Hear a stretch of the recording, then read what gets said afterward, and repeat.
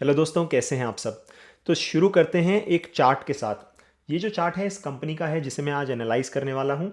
ये एक IPO company है जो कि लास्ट ईयर आईपीओ हुई थी, और उसके बाद हम सबको पता है लास्ट ईयर जितने आईपीओज हुए थे उनके साथ क्या हुआ था। एक फिनटेक कंपनी है और लगभग 1332 रुपये पे लिस्ट हुई थी। आज की डेट में लगभग 458 रुपये, 458 रुपीज़ पे ट्रेड कर रही है। ऑलमोस्ट ऑलमोस्ट 66% जो है वैल्यू लूज़ कर चुकी है। हम सबको पता है कि भाई कितनी ज़्यादा हाइप बनी थी। जितने भी कंपनी के प्रमोटर्स थे, जितने भी जो है बड़े बड़े पी फंड्स थे, उन्होंने इस पूरे लास्ट ईयर की अपॉर्चुनिटी का अच्छा यूज़ किया था, अच्छा जो है वैल्यूएशन को बढ़ाने के लिए और अपने जो है एग्जिट लेने के लिए। अब बहुत सारे रिटेल इन्वेस्टर्स जो है ऐसी कंपनीज में फंस गए, लेकिन क्या अब सही समय है ऐसी कंपनीज में इन्वेस्ट करने का, ये आंसर करने की कोशिश करूंगा पर्टिकुलरली इस कंपनी में। बाय द वे, इस कंपनी का नाम है पीवी फिनटेक यानी कि पॉलिसी बाजार। तो क्या सही समय है अब इस कंपनी में इन्वेस्ट करने का या नहीं, ये इस वीडियो में पता लगाने की कोशिश करेंगे। तो बिना टाइम वेस्ट करे चलिए शुरू करते हैं। तो सबसे पहले बात करता हूँ कि आखिर इस कंपनी को एनालाइज करने क्यों बैठा। ऑब्वियसली क्योंकि ये कंपनी बहुत ज़्यादा करेक्ट हो गई। ऑलमोस्ट 66% करेक्शन आ चुकी है। 1300 रुपये का स्टॉक लगभग 400 रुपये पे आ चुका है। और इंटरेस्टिंग चीज़ जो है जो मुझे नज़र आई वो ये नज़र आई कि आप इस चार्ट में देख सकते हैं कि लगभग 10 नवंबर के बाद से यहाँ पे एक काफ़ी सीरियस वॉल्यूम बार्स नज़र आ रहे हैं। मैं यहाँ पे स्टॉक प्राइस की बात नहीं कर रहा हूँ, बट पीछे जो वर्टिकल लाइंस हैं ये वॉल्यूम को रिप्रेजेंट करती हैं, जो कि हिस्टोरिकली पिछले एक साल में इतना ज़्यादा नहीं था। लेकिन यहाँ पर प्राइस धीरे धीरे वापस से अप्रिशिएट होना शुरू कर रहा है और वॉल्यूम की बार्स काफ़ी बड़ी बड़ी नज़र आने लगी हैं। इसका मतलब ये है कि काफ़ी लोगों को मार्केट में एक बाइंग अपॉर्चुनिटी नज़र आने लगी है, खासकर जो बड़े फंड हाउसेज हैं उनको। अब क्या यहाँ पर एक एक्चुअली में वैल्यू बाइंग बनती है या फिर नहीं बनती है, वो इस पर्टिकुलर वीडियो में डिस्कस करने की कोशिश करूँगा। तो सबसे पहले बात करता हूँ कि इस कंपनी को हम एक पर्टिकुलर जो पीटर लिंच की कैटेगरीज हैं उसमें कैटेगराइज करने की कोशिश करते हैं। क्या ये एक सिक्लिकल बेट है, क्या ये एक ग्रोथ बेट है, क्या ये एक आर्बिट्राज अपॉर्चुनिटी है, या फिर बेसिकली किस तरीके की बेट है। तो ये जो पर्टिकुलर बेट है वो एक ग्रोथ बेट है। यहाँ पे जो ग्रोथ के नंबर्स हैं वो माइंड ब्लोइंग है। मैं आपको इनके सेल के फिगर्स दिखाता हूँ। हर साल, इनफैक्ट क्वार्टर ओवर क्वार्टर अगर आप देखिए, 2016 में 90 करोड़, फिर 334 करोड़, 492, 771, 887, 1425, 1986, यानी कि ऑलमोस्ट 60-70% की ग्रोथ है year over year over year. Quarter over quarter भी 10 से 15% की ग्रोथ है। तो डेफिनेटली सेल ग्रोथ में तो कोई भी कमी नहीं है। साथ साथ अगर आप लॉसेस की बात करें, मतलब प्रॉफिट की बात करनी चाहिए, पर यहाँ पे क्योंकि लॉसेस हैं तो मैं लॉसेस की बात कर रहा हूँ। तो लॉसेस देखिए आप, कंटिन्यूसली 110 करोड़ के लॉस थे, फिर 59, 347, 304, 150, 883, 909। अब यहाँ पे कोई भी इन्वेस्टर ये सोचेगा कि लॉसेस कंटिन्यूसली बढ़ रहे हैं तो एक्चुअली में कंपनी एक बहुत ज़्यादा ख़राब कंपनी है, पूरा पैसा उड़ा रही है, और एक्चुअली में इस कंपनी में कोई वैल्यू नहीं है, राइट।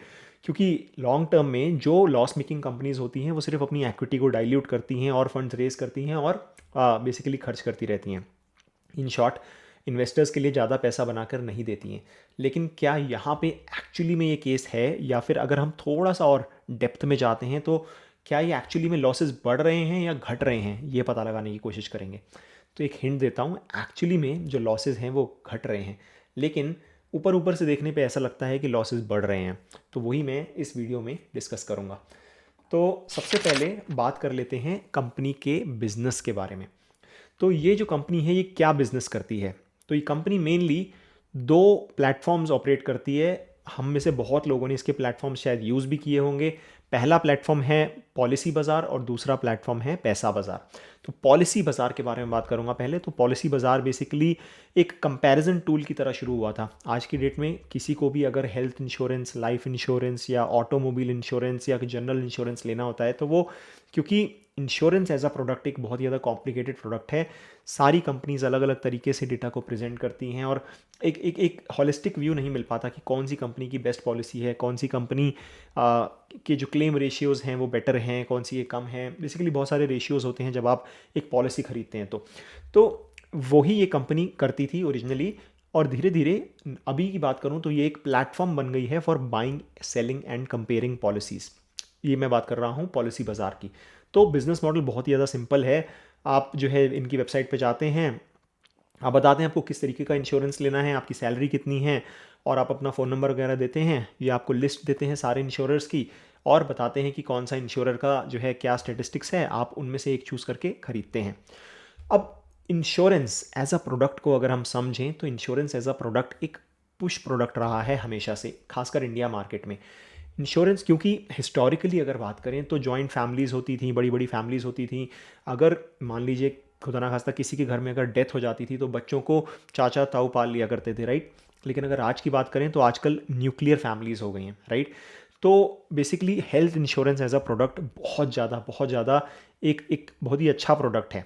क्योंकि अदरवाइज़ आज की डेट में कोई भी ऐसा नहीं कहता है कि आइए चलो मैं तुम्हारे बच्चों को पाल के बड़ा कर दूंगा, तुम्हारे जो है अगर किसी के घर में डेथ हो गई है तो, या फिर जो है अगर किसी के घर में कोई बहुत बड़ी इलनेस हो गई है तो बहुत कम ही घरों में ऐसा होता है कि भाई सब लोग पैसा कंट्रीब्यूट करके जो है कहते हैं चलो इसको जो है हम इलाज करवा देते हैं। होता है आज भी इंडिया में, बट धीरे धीरे जो है ये ट्रेंड कम होता चला जा रहा है, फैमिलीज़ और ज़्यादा दूर होती चली जा रही हैं। तो ऐसे में जो ग्रोथ ट्रेजेक्टरी है वो माइंड ब्लोइंग है, बहुत ज़्यादा फिनोमिनल है इंश्योरेंस एज द प्रोडक्ट, और खासकर ऑनलाइन इंश्योरेंस एग्रीगेटर्स की लाइक पॉलिसी बाजार।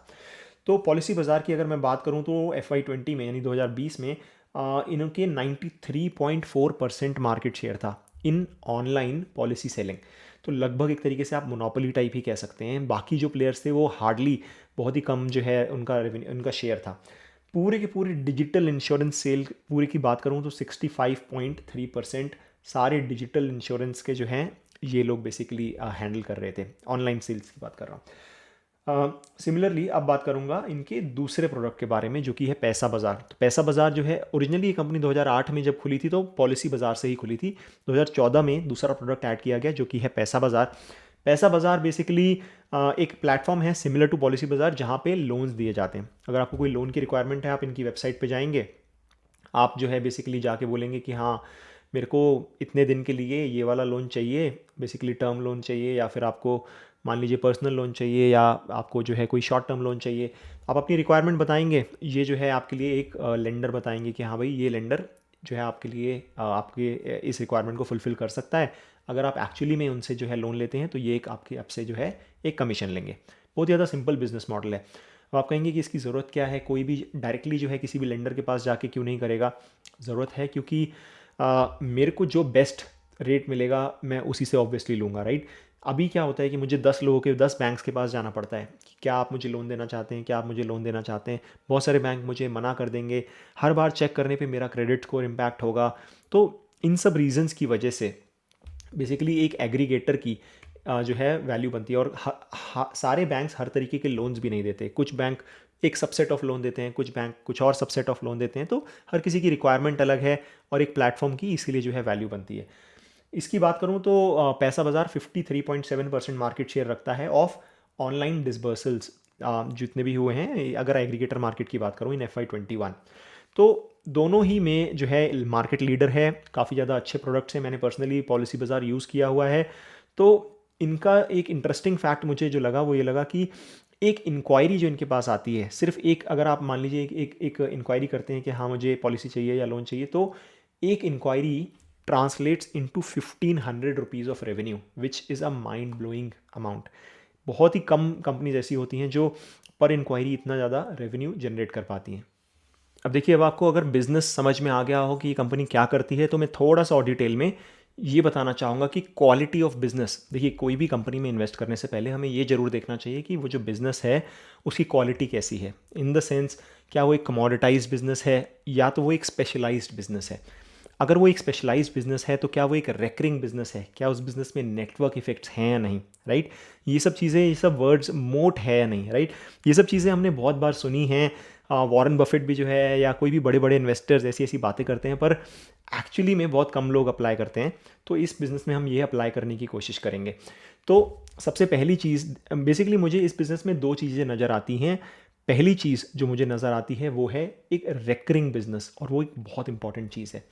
अब देखिए, अगर कोई भी प्रोडक्ट अगर आप लाइफ में सिर्फ एक बार यूज़ करते हैं, राइट, तो इसका मतलब आप ये है कि आपको हर बार नया कस्टमर ढूंढने के लिए बहुत ज़्यादा मेहनत करनी पड़ेगी। और एक बार उसने जो है अपना प्रोडक्ट ले लिया, तो फिर वो आपका जो कस्टमर है वो चला जाएगा, फिर आपको एक नया कस्टमर ढूंढना पड़ेगा, फिर से उतनी ही मेहनत करनी पड़ेगी, फिर से सब कुछ करना पड़ेगा, राइट। जैसे एग्जांपल के तौर पे लेते हैं, मान लीजिए कार, राइट। कार अगर मान लीजिए एक एवरेज हाउस होल्ड 7-8 साल चलाता है तो 7 साल में आपको एक नई कार बेचने का मौका मिलेगा, राइट। इनफैक्ट ऐसे बहुत से प्रोडक्ट्स होते हैं जो बंदा सिर्फ लाइफ टाइम में एक ही बार खरीदता है, जैसे कि मान लीजिए घर, राइट। तो ऐसे प्रोडक्ट्स जो है वो रेकरिंग नहीं है। वहीं एक दूसरे एंड पे लेते हैं, मान लीजिए कि एक चॉकलेट, राइट। वो अगर बच्चे हैं तो बच्चे हर दूसरे तीसरे दिन या जितने भी मतलब चाहे एक हफ्ता हो या एक महीना हो, डिपेंडिंग ऑन किस तरीके आप जो है अपने बच्चों को किस तरीके से पाल रहे हैं, तो वो बेसिकली एक रेकरिंग बिजनेस है। हर थोड़े दिनों में वो चॉकलेट बिकती रहेगी, बिकती रहेगी, बिकती रहेगी। ऐसा नहीं है कि बच्चे ने एक बार चॉकलेट खा ली और उसका पेट भर गया और उसने बोला चलो अब मैं लाइफ टाइम कोई चॉकलेट नहीं खाऊंगा, राइट। सिमिलरली ये जो पॉलिसीज़ होती हैं वो रेकरिंग इसलिए होती हैं क्योंकि हर साल आपको प्रीमियम भरना होता है। अब इंटरेस्टिंग चीज़ ये है कि जब आप प्रीमियम भरते हैं, राइट, एक बार इन्होंने एक कस्टमर ढूंढ लिया, जब भी वो प्रीमियम भर रहा है, मान लीजिए 5 साल की पॉलिसी है, 10 साल की पॉलिसी है, तो हर बार इनको एक कट मिल रहा है, एक कमीशन मिल रहा है from the insurer, right. In fact इन्होंने अपने अपने DRHP में एक बहुत ही इंटरेस्टिंग चार्ट बनाया हुआ था जिसमें ये बता रहे हैं कि पूरे एक लाइफ टाइम में, देखिए 2014 में इन्होंने जो पॉलिसीज़ बेची थी, FY15 में उसका 0.7x रेवेन्यू अभी भी इन्हें मिल रहा है। कुछ पॉलिसीज़ ऑब्वियसली डिसकंटिन्यू हो जाएंगी, कुछ पॉलिसी में भी जो है उन्होंने चेंज करके डायरेक्टली किसी इंश्योरर से जो है किसी और इंश्योरर से बुक करा लियो, तो थोड़ा बहुत तो जो है कट रहेगा। लेकिन बेसिकली एक लाइफ टाइम में देखिए FY16 में फिर से 0.7x मिला, फिर से FY17 में 0.7x, ऐसे ही हर साल रेकरिंग रेवेन्यू होते होते उसके लाइफ टाइम में, यानी कि FY14 से लेके FY22 तक, FY21 तक 5.9x, यानी कि x रुपए का जो सामान बेचा था वो 5.9x रेवेन्यू जनरेट कर चुका है सिंस FY14। सिमिलरली जो पॉलिसी FY15 में बेची गई थी वो 5x रेवेन्यू जनरेट कर चुकी है। अब ये एक इंपॉर्टेंट पॉइंट है जो ज़्यादातर इन्वेस्टर्स मिस कर देते हैं। इसका मतलब ये है कि हर साल ये कुछ नए लोगों को अपने साथ जोड़ते चले जाएंगे, लेकिन जो एग्जिस्टिंग लोग हैं जिनकी पॉलिसीज़ पहले कभी खरीदी गई थी वो भी साथ में रहेंगे। इसका मतलब ये है कि रेवेन्यू हर साल बढ़ना ही बढ़ना है, बढ़ना ही बढ़ना है, क्योंकि एक बुक बनती चली जा रही है। जैसे बैंकिंग में होता है ना कि एक बुक बनती जाती है, सिमिलरली इनकी एक बुक बनती जा रही है। और इसीलिए अपफ्रंट कॉस्ट अगर ये थोड़ी ज़्यादा भी देते हैं एक कस्टमर को अक्वायर करने के लिए तो इन्हें इतनी प्रॉब्लम नहीं है। ये कहते हैं कोई बात नहीं, आज मैं 100 रुपये लगा लूँगा, लेकिन मुझे पता है कि 5 साल में ये कस्टमर मुझे 500 रुपये दे के जाएगा, राइट। आई होप आपको बिजनेस मॉडल समझ में आ रहा होगा। तो ये हुई बात रेकरिंग रेवेन्यू की। अब दूसरी बात आती है नेटवर्क इफ़ेक्ट की। अब ये जो इनका जो प्रोडक्ट है, यानी कि पॉलिसी बाज़ार या पैसा बाज़ार, वो एक मार्केटिंग लेड प्रोडक्ट है, एक ब्रांड लेड प्रोडक्ट है। आपके पास तो बहुत सारे ऑप्शंस हैं, आप चाहे तो डायरेक्टली HDFC के पास जो है अपनी पॉलिसी करा सकते हैं, सीधा जो है किसी और एको के पास जाके आप अपनी पॉलिसी करा सकते हैं। लेकिन इनके पास कोई क्यों आएगा, राइट? क्योंकि एक ऐसा मार्केट है जो बहुत ही ज़्यादा अंडर पेनिट्रेटेड है, ज़्यादातर लोगों को पता नहीं है, और इसलिए लोग ढूंढने की कोशिश करते हैं। और क्योंकि ये ऑनलाइन में एक मार्केट लीडर है और एड स्पेंड पे बहुत ज़्यादा पैसे खर्च करते हैं, इसलिए एक ब्रांड बन गया है कि मतलब हाँ, पॉलिसी चाहिए तो पॉलिसी बाज़ार पे ही जाना है, राइट। या फिर अगर लोन चाहिए तो बेसिकली पैसा बाज़ार पे जाना है। हालांकि लोन में ज़्यादा कॉम्पिटिटिव मार्केट है, वहाँ पे क्रेड हो गया या पेटीएम हो गया, दुनिया भर के प्लेयर्स घुसते ही चले जा रहे हैं। ये थोड़ा सा नीश मार्केट है अगर मैं पर्सनली इसकी बात करूँ, पॉलिसी बाज़ार की बात करूँ तो मैं नेटवर्क इफेक्ट की ये बात कर रहा था कि कोई भी इंश्योरेंस प्रोवाइडर आपकी साइट पे कब आएगा, जब आपकी साइट सबसे बड़ी होगी, राइट। तो अगर आपकी बड़ी साइट होगी तो ज़्यादा इंश्योरर्स आएंगे। अगर आपके पास ज़्यादा इंश्योरर्स हैं, इनके पास 50 से ज़्यादा इंश्योरर्स हैं, अगर ज़्यादा इंश्योरर्स हैं तो ज़्यादा लोग आएंगे, क्योंकि उनको कंपैरिजन करने के लिए बेटर प्राइसिंग मिल पा रही है, उन्हें बहुत ज़्यादा साइट्स पे इधर उधर नहीं घूमना पड़ रहा है, राइट। तो एक नेटवर्क इफेक्ट बन रहा है। और साथ साथ जब ये दोनों होंगे, जब आपके पास ज़्यादा इंश्योरर्स होंगे, ज़्यादा लोग होंगे, तो आपके पास ज़्यादा डेटा होगा, राइट। तो एक वर्चुअस साइकिल बन गई। अब ज़्यादा डेटा है तो आप ज़्यादा बेटर उस डेटा को एक्सट्रैक्ट करके और बेटर तरीके से जो है ऑप्टिमाइज़ कर सकते हैं अपनी सेलिंग को, राइट, अपने मार्केटिंग एक्सपेंसेस को कम कर सकते हैं। तो आई होप आपको ये एक नेटवर्क इफेक्ट समझ में आया होगा। तो ये था इस बिज़नेस का दूसरा इंपॉर्टेंट पॉइंट। तो यहाँ पे मैं एक बेसिकली बिज़नेस के बारे में क्लोज करता हूँ। आपको आई होप समझ में आ गया होगा कि ये बिज़नेस किस बिज़नेस में ऑपरेट करते हैं, वो बिज़नेस कैसे ऑपरेट करता है। अब यहाँ पे मैं अब बात करूँगा कुछ की इंडस्ट्री ट्रेंड्स के बारे में। इस इंडस्ट्री में आखिर चल क्या रहा है, क्या ग्रोथ एक्सपेक्टेड है ओवरऑल इंडस्ट्री में, कितनी अंडर पेनिट्रेटेड है, ये सब चीज़ें बात करेंगे। तो सबसे पहले बात करेंगे इंडियन इंश्योरेंस मार्केट की बाय टोटल प्रीमियम, यानी कि इंडिया कि क्या ग्रोथ एक्सपेक्टेड है आने वाले सालों में। तो ये Frost and Sullivan analysis basically इनकी इनकी एक रिसर्च एजेंसी है जिन्होंने ये रिसर्च रिपोर्ट पब्लिश करी है। उसके हिसाब से ये बेसिकली सारा डेटा आपको DRHP से मिल जाएगा। तो वो बोल रहे हैं कि FY20 से लेके FY30 तक 17.8% कैगर से इंश्योरेंस इंडस्ट्री ग्रो करेगी। तो देखिए इंडस्ट्री के लिए भी बहुत अच्छी बात है। इसमें लाइफ इंश्योरेंस जो 5.7 ट्रिलियन रुपीस का है वो 31.9 हो जाएगा, यानी कि लगभग 6 गुना हो जाएगा। हेल्थ इंश्योरेंस 0.6 से 2.5 हो जाएगा। मोटर इंश्योरेंस 0.7 से बेसिकली 2.6 हो जाएगा, और अदर 7.6 से ऑलमोस्ट 2 हो जाएगा। तो टोटल 7.6 से 39 हो जाएगा। तो इन शॉर्ट यहाँ पे पूरी की पूरी इंडस्ट्री बहुत ज़्यादा फास्ट तरीके से ग्रो करने वाली है। और जब इंडस्ट्री इतनी फास्ट ग्रो करेगी तो आप एक्सपेक्ट करिए कि ऐसे players at least double the size, double the rate of industry से तो ग्रो करेंगे ही। अगर 17% ग्रो कर रही है तो पॉलिसी बाजार मान के चलिए कि 30-40% से डेफिनेटली आराम से ग्रो कर सकता है फॉर द कमिंग 8-9 ईयर्स। तो ये तो थी बात पूरी इंडस्ट्री की।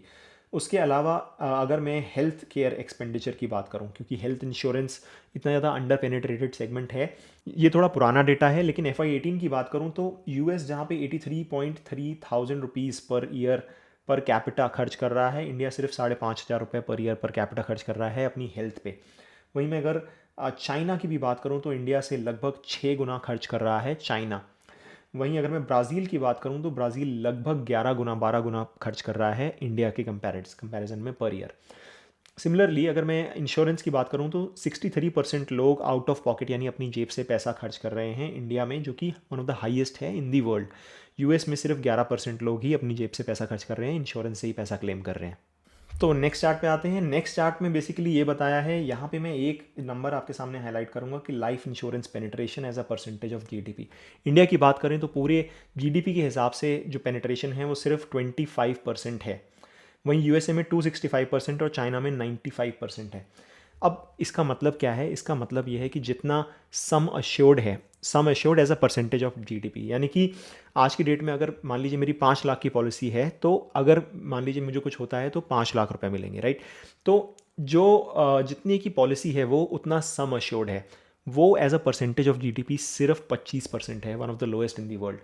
सिमिलरली अगर मैं लोन्स की बात करूं तो लोन में भी 18.2% of the loans outstanding as a percentage of GDP है। वहीं चाइना में 60% और USA में ऑलमोस्ट 79-80% है।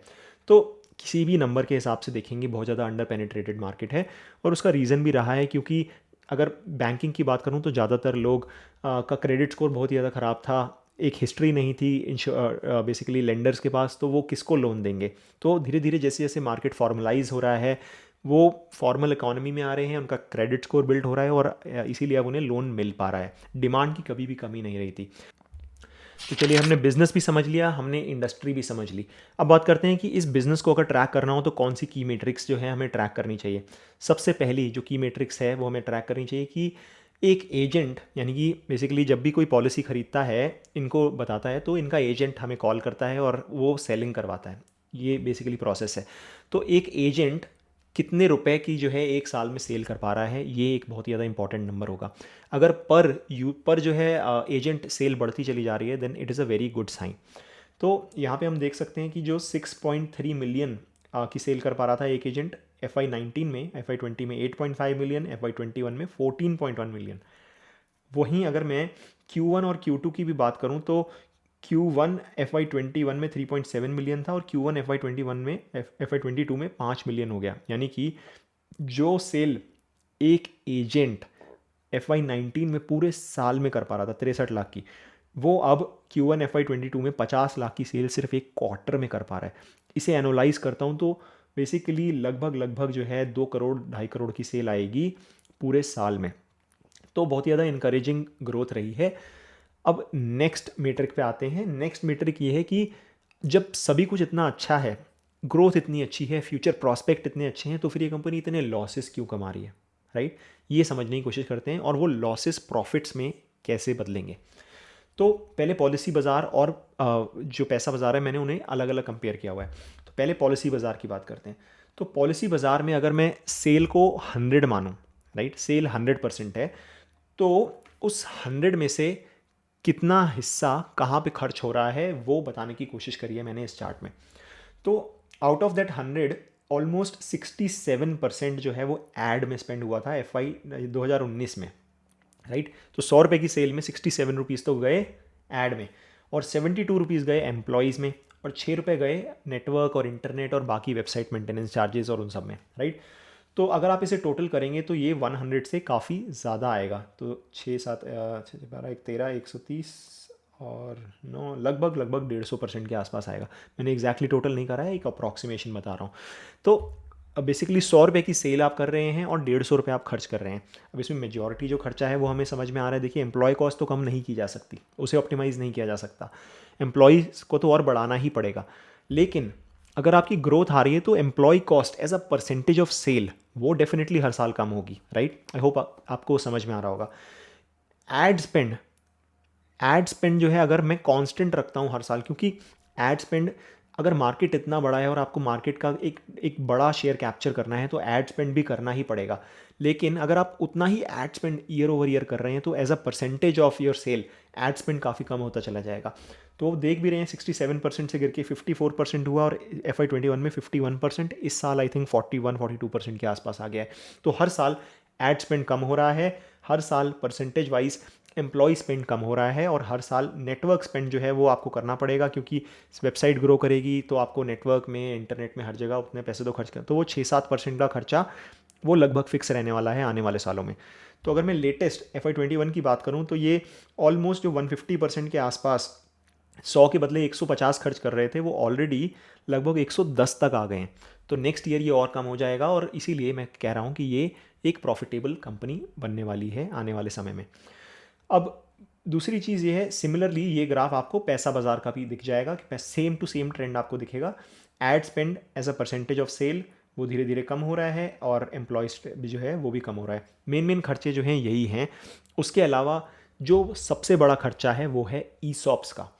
अब जब इनका IPO हुआ तो सारे फाउंडर्स ने और सारे जो है जो बड़े शेयर होल्डर्स थे उन्होंने जो बेसिकली जो बिज़नेस में वर्क कर रहे थे उन्होंने काफ़ी सारे ESOPs उनके वेस्ट हुए, क्योंकि स्टार्टअप्स में हमें पता है कि ESOPs का कल्चर बहुत ही ज़्यादा रहता है। तो जब उनके ESOPs उन्हें मिले तो वो एक काफ़ी बड़ा एक नॉन कैश एक्सपेंडिचर कंसिडर होता है, क्योंकि उसमें कुछ जेब से तो नहीं देना पड़ता, लेकिन वो एक एक्सपेंडिचर है। अब आपको मैं गाइडेंस में बताऊंगा कि जो ESOPs हैं वो किस किस हिसाब से जो है आने वाले समय में कम होने वाले हैं, बट आने वाले 1-1.5 साल में ESOP का खर्चा बहुत सिग्निफिकेंटली डाउन होने वाला है, और इसलिए ये कंपनी प्रॉफिटेबल होने वाली है आने वाले 1-2 सालों में। EBITDA लेवल पे ऑलरेडी ये क्वार्टर ओवर क्वार्टर की बात करूँ तो प्रॉफिट में आ चुके हैं, लेकिन नेट प्रॉफिट के टर्म्स में अभी तक प्रॉफिट में नहीं आए हैं। तो ये एक इंपॉर्टेंट बात है। तो चलिए अब बात कर लेते हैं कंपनी की अपॉर्चुनिटीज़ के बारे में, यानी कि फ्यूचर की जो ग्रोथ आने वाली है वो आखिर कहाँ से आने वाली है। तो ऑब्वियसली इंडिया एक बहुत बड़ी अपॉर्चुनिटी है। इंडिया में ऑलरेडी सब डिस्कस कर चुका हूँ कि कैसे इंडस्ट्री इतना फास्ट ग्रो कर रही है, क्यों इंटरनेट पेनिट्रेशन बढ़ रहा है, न्यूक्लियर फैमिलीज़ हो रही हैं, इंश्योरेंस ऐसा प्रोडक्ट की जो है अवेयरनेस बढ़ रही है, राइट। और जब इंडस्ट्री इतनी तेज़ ग्रो कर रही है तो ये कंपनी तो बहुत ही ज़्यादा फास्ट ग्रो कर रही है और हिस्टोरिकली भी करी है। दूसरा जो आपका एक ग्रोथ लीवर हमें मिलता है वो है डॉक प्राइम। तो ये इनका एक फ्यूचर एक्सपेरिमेंट है जिसमें ये हेल्थ केयर में जाने की कोशिश कर रहे हैं। ये बेसिकली एक हेल्थ केयर पोर्टल है जहाँ पे ये हेल्थ केयर का डेटा का एक प्लेटफॉर्म बनाना चाह रहे हैं, एक प्लेटफॉर्म बनाना चाह रहे हैं जहाँ पे डेटा एग्रीगेट करेंगे। तीसरा आता है एक्सपेंशन इन गल्फ, GCC जिसे बोला जाता है, गल्फ कंट्रीज़। तो वहाँ पे ये पॉलिसी बाजार जैसा एक और प्लेटफॉर्म लॉन्च कर रहे हैं और इनको एक अच्छा ट्रैक्शन मिल रहा है। तो वहाँ पे ये बोल रहे हैं कि हम हर साल 150-200 करोड़ रुपए खर्च करेंगे टू एक्सपैंड दैट बिजनेस। चौथा आता है कॉर्पोरेट और SME। तो अभी तक मेनली ये रिटेल कस्टमर्स को केटर कर रहे थे। अब इन्होंने एक प्लेटफॉर्म लॉन्च किया है जिसमें ये नॉर्मल जो एजेंट्स हैं, जो एजेंट्स घर घर जाके पॉलिसीज़ बेचते हैं, कॉर्पोरेट्स के पास, SMEs के पास जाके पॉलिसीज़ बेचते हैं, उनका एक प्लेटफॉर्म बनाना चाह रहे हैं जो कि बेसिकली एक उनको जो है सॉफ्टवेयर टूल्स मिलेंगे और वो इनके थ्रू बेसिकली जो है पॉलिसीज़ को बेचेंगे, और वहाँ से ये कॉर्पोरेट और SME को का जो सेगमेंट है उसे बड़ा करना चाहते हैं। तो ये हो गई अपॉर्चुनिटीज़। अब बात करते हैं कुछ रिस्क की। पहला और मोस्ट इंपॉर्टेंट रिस्क बीमा सुगम। बीमा सुगम बेसिकली गवर्नमेंट का एक पोर्टल बनाने वाली है जो कि अभी लॉन्च नहीं हुआ है, जिसमें गवर्नमेंट भी एक बड़ा पोर्टल बना रही है जिसमें सारे के सारे इंश्योरर्स को एक प्लेटफॉर्म के अंदर जो है वो लिस्ट करना चाहते हैं। और बेसिकली वो चाहते हैं कि इसका जो पेनिट्रेशन है बेसिकली इंश्योरेंस का वो बढ़ाना चाहते हैं, और इसीलिए वो एक डायरेक्ट कॉम्पिटिटर हो सकता है एक पॉलिसी बाज़ार का, लेकिन एग्जैक्टली कब लॉन्च होगा, क्या उसका कैसा ट्रैक्शन मिलता है, वो सब अभी नहीं मालूम है। लेकिन अगर वो सक्सेसफुल होता है जस्ट लाइक यूपीआई, उसे इंश्योरेंस में यूपीआई बोला जा रहा है, लेकिन हमें नहीं पता क्योंकि इंश्योरेंस एज अ प्रोडक्ट एक पुश प्रोडक्ट है। कस्टमर खुद से बहुत कम ही खरीदता है, उसे फ़ोन कर करके पीछे पड़ना पड़ता है कि सर आप खरीद लीजिए, खरीद लीजिए, खरीद लीजिए। तो ये लोग वो काम कर रहे हैं, क्या गवर्नमेंट वो काम करेगी या नहीं, राइट? तो वो देखना होगा। दूसरी बात आती है रेगुलेशन की। गवर्नमेंट के जो डिस्ट्रीब्यूटर के जो कमीशन होते हैं वो IRDAI रेगुलेट करती है। अगर वो कोई रेगुलेशन में चेंज आता है कि भाई इससे ज़्यादा कमीशन नहीं दे सकते, तो इनके ऊपर बहुत बड़ा इम्पैक्ट आ सकता है, राइट? अगर कमीशन हाफ हो गए तो इनके इनके जो प्रॉफिट्स हैं वो या इनके जो नंबर्स हैं वो काफ़ी हद तक इम्पैक्ट हो सकते हैं, क्योंकि मेनली इनका बिजनेस ही यही है। और तीसरा काफ़ी बड़ा रिस्क जो मुझे नज़र आता है वो है प्रमोटर रिस्क। इनका इस कंपनी का कोई भी प्रमोटर नहीं है। शेयर होल्डिंग की बात करूं तो Make Sense Technology 14.5% stake own करता है। अब मेक सेंस टेक्नोलॉजी बेसिकली आपकी वही कंपनी है जो कि Naukri.com चलाती है, राइट? दूसरा आपका आता है SVF पाइथन केमन। तो ये जो है सॉफ्ट बैंक है 9.45% स्टेक के साथ। SVF India 6.31, Tencent Europe 9.16। तो सारे बड़े बड़े जो इन्वेस्टर्स हैं वो ही प्राइवेट इक्विटी फंड्स हैं। टाइगर ग्लोबल हो गया, PI opportunity, falcon, state view, true north, startup investment, the list goes on, right? तो ये लोग इसके प्राइमरी इन्वेस्टर्स हैं। और प्रमोटर्स या जो फाउंडर्स की बात करूँ तो फाउंडर्स के पास बहुत ही कम स्टेक है। यहाँ पे आपको यशीश दहिया दिख रहे होंगे 4.27% स्टेक, वो एक फाउंडर हैं। सिमिलरली आलोक बंसल एक को फाउंडर हैं, 1.45% स्टेक। तो फाउंडर्स के पास लिमिटेड स्टेक है, तो ये प्रमोटर कैटेगरी में कैटेगराइज नहीं किया जा सकता। ये बेसिकली एक तरीके से एम्प्लॉयज़ हैं अगर मैं को फाउंडर्स की बात करूँ तो वो एक काफ़ी बड़ा रिस्क है। क्योंकि अगर अभी तक तो देखिए उनके पास काफ़ी सिग्निफिकेंट ईसॉप्स हैं जो कि उनके वेस्ट होने वाले आने वाले सालों में, अगले 3-4 सालों में। लेकिन एक बार वो वेस्ट हो गए, राइट, तो हो सकता है कि उनका इतना इंटरेस्ट ना रहे इस बिज़नेस को रन करने में। हो सकता है कोई और प्रोफेशनल जो है आ जाए इस बिज़नेस को रन करने के लिए, तो वो एक रिस्क हो सकता है। फाइनली अब ये सब चीज़ें हमने देख ली, अब बात कर लेते हैं कंपनी की वैल्यूएशन की, कि अब सही समय है इस कंपनी को लेने का या नहीं, कितनी इसकी वैल्यू होनी चाहिए। तो यहाँ पे मैं कंपनी की गाइडेंस के बारे में बताना चाहता हूँ। तो इस कंपनी में जो अगर आप रीसेंट कॉन कॉल सुनेंगे तो कंपनी ने गाइड किया है कि हम हर साल 150 करोड़ का एबिटा बढ़ाएंगे। जितना भी आज एबिटा है उससे 150 करोड़ बढ़ाएंगे और FY27 तक हम 1000 करोड़ का नेट प्रॉफिट करेंगे, नेट प्रॉफिट, राइट? अब 2-3 ट्रिगर्स हैं उनके पास। पहला ट्रिगर ये है कि ईसॉप एक्सपेंसेस बहुत ज़्यादा कम हो रहे हैं। दूसरा जो उनके पास ट्रिगर है वो ये है कि टैक्स लॉसेस एक्यूमुलेट हो गए हैं। अगर आप अकाउंटिंग समझते हैं तो टैक्स लॉसेस आप फ्यूचर में कुछ सालों तक, आई थिंक 6 या 7 सालों तक, उसे फ्यूचर में आप एडजस्ट कर सकते हैं। तो क्योंकि इस टेबल में आपको दिख रहा होगा कि इन्होंने कितने कितने इनके लॉसेस, अनयूज्ड लॉसेस हैं। तो ये जो है बेसिकली मिलियंस में है। तो 31 करोड़ ये मैंने इनकी जो है DRHP से ही निकाला है। तो किस साल जो है ये कितना लॉसेस जो है बेसिकली यूज़ कर सकते हैं फॉर, बेसिकली अगर इन्हें प्रॉफिट होता है तो इस लॉस से एडजस्ट कर सकते हैं इन शॉर्ट। तो इस वजह से इन्हें टैक्स रेट ऑलमोस्ट ज़ीरो हो जाएगा अगर ये बहुत ज़्यादा प्रॉफिट्स नहीं कमाते हैं तो। और तीसरा जो इनकी गाइडेंस रही है कि 600 करोड़ के ईसॉप एक्सपेंसेस हमारे थे जो कि अगले साल 300-350 करोड़ के हो जाएंगे और उसके बाद उसके भी हाफ हो जाएंगे। तो ईसॉप एक्सपेंसेस काफ़ी सिग्निफिकेंटली डाउन हो रहे हैं और एबिटा जो है बढ़ ही रहा है, तो इसलिए नेट प्रॉफिट काफ़ी अच्छे से बढ़ना चाहिए।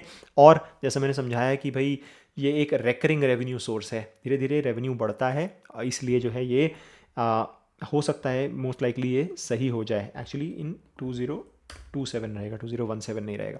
तो इन शॉर्ट वैल्यूएशन की अगर मैं बात करूं तो ज़्यादा कॉम्प्लिकेटेड वैल्यूएशन में जाने की ज़रूरत नहीं है। मान लीजिए 2027 तक ये 1000 करोड़ के प्रॉफिट बना लेते हैं, इनकी बात को मान लेते हैं और इन्हें हम 30 या 40 का PE दे देते हैं। मान लीजिए 40 का PE दे देते हैं, तो 40 × 1000 इज़ 40,000, तो 40,000 करोड़ की मार्केट कैप बनती है, राइट? आज की डेट में अगर मैं बात करूँ तो इनकी मार्केट कैप लगभग 20,000 करोड़ की है। तो इन शॉर्ट अगर मैं इनकी कैलकुलेशन के हिसाब से चलूँ जो ये बोल रहे हैं, तो बेसिकली 20,000 करोड़ से 40,000 करोड़ की मार्केट कैप बनती है। यानी स्टॉक को डबल होना चाहिए इन नेक्स्ट 5 ईयर्स, 2022 से लेके 2027 तक। तो अब हम कैगर कैलकुलेटर करके एक वेबसाइट है, उस पे जाके बेसिकली हम देख लेते हैं कि इसके हिसाब से रिटर्न कितना बनता है। अगर 5 साल में पैसा डबल होता है तो रिटर्न कितना बनता है, राइट। तो वैसे तो हमें रूल ऑफ 72 भी पता है, पर आपको आसानी से दिखाने के लिए मैं यहाँ पे दिखा देता हूँ। तो 20,000 से 40,000 पहुँच रहे हैं इन 5 ईयर्स, कैलकुलेट कर लेते हैं तो हमारा क्या कर आता है, लगभग 15%। तो एक रीज़नेबल रिस्क रिवॉर्ड है। अगर आप 15% के रिस्क रिवॉर्ड से खुश हैं तो ये एक डिसेंट कंपनी हो सकती है, एक फास्ट ग्रोइंग कंपनी है। श्योर शॉट जो है आपकी ग्रोथ तो आनी ही आनी है। अब देखिए ये होता है अब कि ये जो प्रमोटर्स हैं कितने ज़्यादा लालच में जो है कंपनी को आईपीओ करते हैं। 3 गुना पे जो है 60,000 करोड़ की वैल्यूएशन पे जो है कंपनी का आईपीओ आया, राइट, लिस्ट हुआ। जो शेयर आज लगभग बेसिकली 400 रुपये का जो है घूम रहा है, वो 1300 रुपये पे लिस्ट हुआ। इसका मतलब है 60,000 करोड़, और 1,000 करोड़ के प्रॉफिट आने वाले हैं FY27 में। इसीलिए जो है बेसिकली आईपीओ को मैंने देखना ही छोड़ दिया था पिछले 1-1.5 साल से जो भी आईपीओ आ रहा था मैं पढ़ता तक नहीं था, क्योंकि पता है यार इतनी ज़्यादा हाई वैल्यूएशन पे आने वाला है। चाहे कितना भी उसमें जो है आप कोई भी मेथड लगा लो वैल्यूएशन का, चाहे कॉमन सेंस लगा लो, आपको समझ में आ जाएगा कि भाई उल्लू ही बनाया जा रहा है रिटेल इन्वेस्टर का।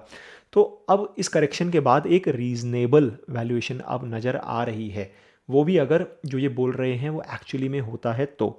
अभी तक तो देखिए हो रहा है, नंबर्स ठीक ठाक आ रहे हैं।